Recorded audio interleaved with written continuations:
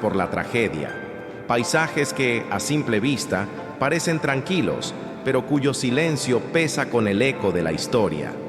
Paracuellos de Jarama, a las afueras de Madrid, es uno de esos lugares. Y como ocurre a menudo en los escenarios de un gran trauma, con el tiempo, la historia se entrelaza con la leyenda. Se susurra una leyenda nacida en la oscuridad más profunda de la Guerra Civil Española. Habla de extrañas luces flotando sobre estos campos en las noches de noviembre y diciembre de 1936.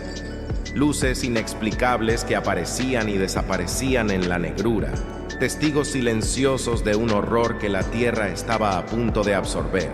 La guerra, con su miedo constante y su incertidumbre radical, siempre ha sido un terreno fértil para lo inexplicable, empujando a la gente a buscar refugio en lo divino o en lo sobrenatural. Pero, ¿qué eran realmente las luces de Paracuellos? ¿Un fenómeno paranormal nacido del dolor colectivo? ¿O algo más? Para encontrar la respuesta, debemos viajar a ese momento. Noviembre de 1936. Madrid es una ciudad al borde del abismo. Las tropas del general Franco asedian la capital, y el pánico es la moneda de cambio en cada calle. El 6 de noviembre, el gobierno de la República, presidido por Largo Caballero, huye a Valencia, dejando la defensa de la ciudad en manos de una Junta de Defensa de Emergencia, comandada por el general José Miaja. En las cárceles de la ciudad, La Modelo, Ventas, San Antón, Porlier, se hacinan miles de presos, militares, falangistas, religiosos, intelectuales y ciudadanos de derechas, detenidos y encarcelados, muchos sin acusación formal. Son vistos como una quinta columna, un enemigo interno esperando a apuñalar a la República por la espalda. En medio de ese caos se toma una decisión. En la madrugada del 7 de noviembre, los primeros autobuses son requisados. En el patio de la cárcel Modelo, un funcionario lee una lista de nombres. A los prisioneros se les informa de que serán trasladados, evacuados a un lugar seguro, lejos del frente de batalla. Atados, sin sus pertenencias, suben a los vehículos. Esta primera saca es el evento que pone en marcha no solo una masacre, sino el misterio que hoy intentamos desvelar. La verdad sobre las luces de Paracuellos es más terrible que cualquier fantasma. No eran un fenómeno paranormal. Eran los faros de los autobuses verdes de la Sociedad Madrileña de Tranvías desviándose de su ruta en la oscuridad. Eran los destellos de los fusiles de los milicianos que escoltaban los convoyes. Nuestra investigación sobre un misterio sobrenatural se convierte de golpe en una investigación histórica y forense sobre un crimen masivo. Lo que ocurrió en Paracuellos no fue una explosión de violencia espontánea por parte de turbas incontroladas. Fue un proceso sistemático, casi industrial, de exterminio. La burocracia que lo sustentaba es la prueba más escalofriante de su planificación. Las órdenes de extracción de presos se emitían en documentos con el membrete oficial de la Dirección General de Seguridad. Las listas de nombres eran precisas. El pánico por el avance de las tropas de Franco fue el catalizador, pero el mecanismo de las sacas era un sistema de represión que ya existía y que en noviembre de 1936 se activó a una escala sin precedentes. El modus operandi se repitió con una precisión metódica durante casi un mes. Todo comenzaba con las listas. Los historiadores han determinado que las órdenes de traslado a prisiones como la de Alcalá de Henares solían llegar a su destino, pero las órdenes que prometían la libertad eran una sentencia de muerte. Las listas llevaban la firma de Segundo Serrano Poncela, el delegado de orden público. A los presos se les ataba por los codos, de dos en dos. Se les despojaba de sus últimas pertenencias y se les subía a los autobuses de 2 pisos. El viaje era la antesala del fin. Al llegar a los parajes desolados de Paracuellos o Torrejón, eran obligados a bajar. Allí, frente a fosas que en algunos casos los propios vecinos del pueblo habían sido forzados a cavar, eran fusilados en grupo por milicianos de las milicias de vigilancia de la retaguardia. Rostros en la multitud. ¿Quiénes eran las víctimas? ¿Quiénes eran los hombres y mujeres que murieron en esas fosas? No eran una masa anónima. La selección de las víctimas revela una intención clara: la eliminación sistemática de lo que se consideraba la élite intelectual, política, militar y cultural del bando contrario. Entre los asesinados había más de 500 militares, cientos de profesionales de clase media, 43 sacerdotes y religiosos, y un total de 281 miembros del clero en el conjunto de las sacas, de los cuales 105 han sido reconocidos como beatos por la Iglesia. Murieron políticos como el exministro Federico Salmón, aristócratas y figuras de la cultura como el célebre dramaturgo Pedro Muñoz Seca, autor de La venganza de Don Mendo, detenido por sus ideas monárquicas y católicas. También cayeron jóvenes promesas, como el futbolista del Real Madrid, Monchín Triana. La cifra exacta de víctimas sigue siendo objeto de debate. Los historiadores barajan números que oscilan entre las 2.000 y las 5.000 personas asesinadas en estas sacas. Una masacre organizada que se convirtió en uno de los episodios más negros de la represión en la retaguardia republicana. El caldo de cultivo del odio. ¿Cómo pudo ocurrir algo así? La masacre no surgió de la nada. Fue la culminación de un proceso de polarización y deshumanización que llevaba meses gestándose. El Madrid de 1936 era una ciudad dominada por el miedo a la quinta columna y por el odio alimentado por la propaganda de guerra. Los periódicos republicanos publicaban relatos espeluznantes, a veces exagerados o directamente inventados, sobre las atrocidades cometidas por las tropas nacionales en su avance, como la matanza de Badajoz. Un artículo del diario La Voz llegó a afirmar que el general Yagüe había prometido repetir la masacre en la Plaza de Toros de Madrid. Aunque el relato de la fiesta en la Plaza de Toros de Badajoz era falso, la matanza en sí fue real, y estas noticias aterrorizaban a la población y justificaban una respuesta implacable contra el enemigo interno.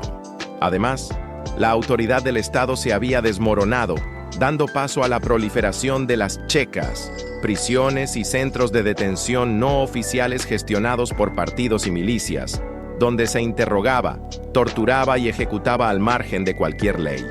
En Madrid llegaron a existir más de 300.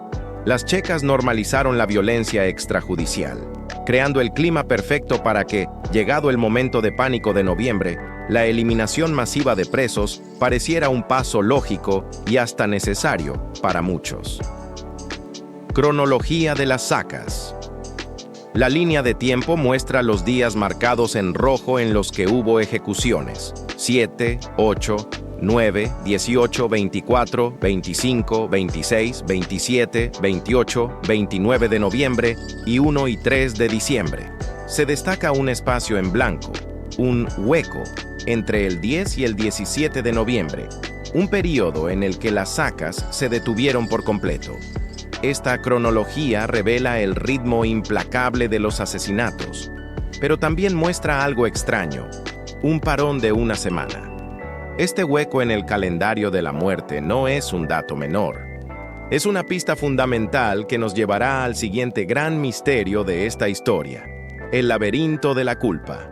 Hemos descubierto qué pasó en Paracuellos, pero la pregunta más difícil y controvertida sigue sin respuesta: ¿quién dio la orden?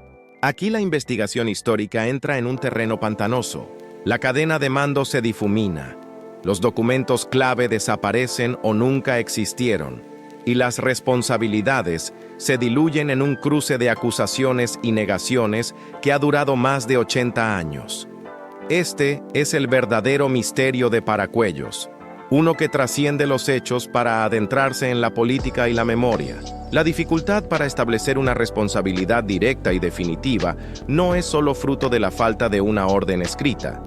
Años más tarde, durante la transición a la democracia, figuras clave de la República en 1936, como Santiago Carrillo, se convirtieron en actores indispensables para construir el nuevo sistema político. Revisar a fondo el pasado de un pilar de la nueva democracia era un riesgo que pocos estaban dispuestos a correr. La necesidad política de mirar hacia adelante contribuyó a que la ambigüedad sobre Paracuellos se consolidara, convirtiendo una investigación histórica en una herida política que sigue supurando. La cadena de mando. Organigrama de la Junta de Defensa CIMA. General José Miaja, presidente de la Junta. Nivel intermedio, Santiago Carrillo, consejero de Orden Público. Nivel inferior, Segundo Serrano Poncela, delegado de Orden Público, subordinado directo de Carrillo. Influencia externa, líneas punteadas. Se señala a consejeros soviéticos como Mikhail Koltsov y al general Orlov de la NKVD. La estructura de poder en el Madrid de noviembre de 1936 era clara. En la cúspide de la Junta de Defensa estaba el general Miaja. Justo debajo, como responsable de la seguridad y las prisiones, estaba Santiago Carrillo, entonces un joven líder comunista, como consejero de Orden Público. Y directamente a sus órdenes, su delegado, Segundo Serrano Poncela, el hombre cuya firma validaba las listas de las sacas. La proximidad de Carrillo al mecanismo de las ejecuciones es innegable. Sin embargo, él siempre negó tener conocimiento o responsabilidad en los hechos. En una famosa declaración afirmó: «Yo no sabía ni que existía un pueblo llamado Paracuellos hasta mucho después de que se produjera la matanza». Otros historiadores apuntan a la influencia soviética. Madrid estaba inundada de asesores enviados por Stalin, como el periodista y agente Mikhail Koltsov, a quien algunos señalan como el cerebro en la sombra detrás de la decisión de limpiar las cárceles, aplicando los métodos de la NKVD en suelo español. Voces contra la barbarie. Pero en medio de la oscuridad hubo quienes se negaron a aceptar la barbarie. Sus acciones demuestran que la masacre no era inevitable y que la excusa de los incontrolados no se sostiene. El cónsul de Noruega, Felix Schleyer, fue uno de los primeros en descubrir lo que estaba ocurriendo. Horrorizado, denunció los asesinatos y utilizó su posición diplomática para interceder y salvar a cuantos presos pudo. Pero la figura más destacada fue un anarquista llamado Melchor Rodríguez, conocido como el Ángel Rojo. Nombrado delegado general de prisiones, su primera acción fue prohibir las extracciones de presos sin su autorización expresa. Su nombramiento coincide exactamente con el parón en las matanzas entre el 10 y el 17 de noviembre. Cuando fue destituido, las sacas se reanudaron. Y cuando volvió a ser nombrado para el cargo, el 4 de diciembre, las detuvo para siempre. La intervención de Melchor Rodríguez es crucial. Demuestra que la maquinaria de la muerte podía ser detenida. Si un solo hombre con autoridad y convicción moral pudo frenar las ejecuciones, significa que el sistema estaba bajo control. La pregunta, por tanto, es inevitable. ¿Por qué aquellos con un poder mucho mayor no lo hicieron? La cicatriz de la memoria. Clímax. El silencio de las fosas. Hoy, en Paracuellos, el silencio habla más alto que cualquier testimonio. Este lugar no es solo un cementerio, es la prueba física de un crimen, un archivo a cielo abierto. 7 fosas comunes que, según algunas estimaciones, podrían albergar los restos de hasta 4.500 personas.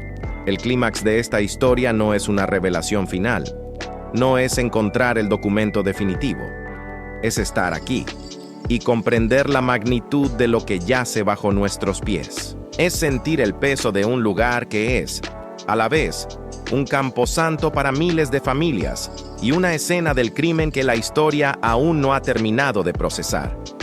Tras la guerra, Paracuellos se convirtió en un arma arrojadiza. Para la dictadura de Franco, la masacre fue una pieza central de su propaganda, el símbolo definitivo del terror rojo que servía para justificar su propio régimen represivo. Durante décadas, el nombre de Paracuellos fue utilizado no para buscar la verdad, sino para afianzar una narrativa de vencedores y vencidos. Este uso político ha dificultado enormemente un análisis sereno de los hechos.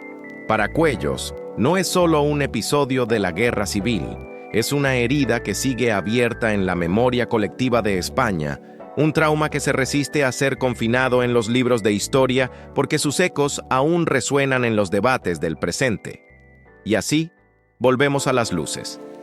Quizás la búsqueda de un misterio paranormal en Paracuellos, la leyenda de los fuegos fatuos, no es más que un mecanismo de defensa, una forma de hacer soportable una verdad que, en su crudeza, es casi inconcebible. Las luces fantasmales son, en cierto modo, menos aterradoras que la oscuridad real que puede anidar en el corazón humano. El verdadero misterio sin resolver de Paracuellos no es qué eran esas luces, es cómo fue posible, cómo en una ciudad que se enorgullecía de su cultura y su resistencia, un grupo de hombres pudo organizar, con la frialdad de un burócrata, el exterminio de miles de sus compatriotas. No hay una respuesta final sobre la culpabilidad, solo un laberinto de responsabilidades compartidas, negadas y encubiertas. El cabo suelto que nos deja esta historia es una pregunta que flota en el aire, como aquellas supuestas luces. ¿Qué es más inquietante? ¿Un fantasma que pena en un campo de batalla? ¿O el silencio en los archivos y en las conciencias que permite que un crimen de esta magnitud permanezca para siempre en el limbo de la responsabilidad? La verdadera cicatriz no está en la tierra de Paracuellos, sino en la memoria. Y las luces son solo el eco de las preguntas que, como sociedad, todavía no nos hemos atrevido a responder.